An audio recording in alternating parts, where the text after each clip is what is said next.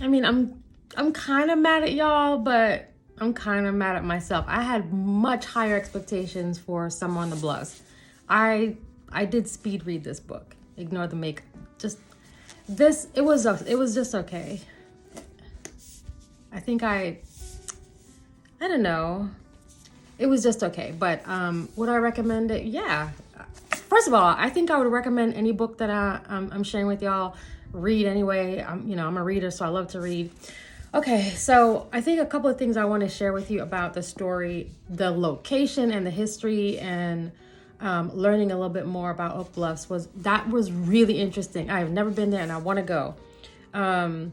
But just the access that these young ladies, three women, got through their I don't want to give anything away, through Amelia was amazing. I love the way they talked about her as a godmother. I don't have a godmother, so I don't really know what they do, but how she gave access and opportunity to these three women, and to see how each of them used that to become their own persons, their career, all the things. I thought it was really, really good.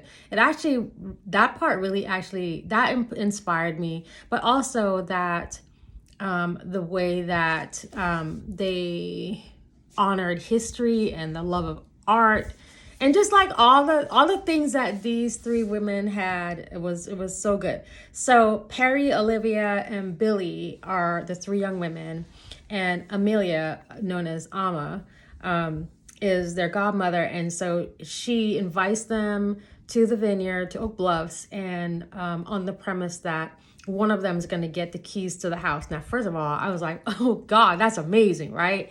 So the story talks about how Amelia came to be, how she came into the money, a lot of like Black excellence, like the things that you read and you're like, this made me feel so proud and so good.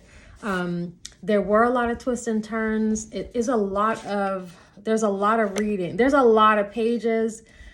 I believe this is Sunny Hostin's first book. So there was a lot of pages. Again, it was really interesting, but for me, I felt like we could have landed the plane faster. But that also might be because I read a lot of books, and sometimes y'all, I don't know if you do this, you read, and by the time I close the book, I don't even remember people's names. Like, I just move on to the next one. So I do have the second book, and I am going to read her second book, Sunny Hostin. I'm just not going to read it after this. I feel like I needed just a little bit of a break. And there is a reading group guide in the back, which I really like. So I think this is really good for a book club.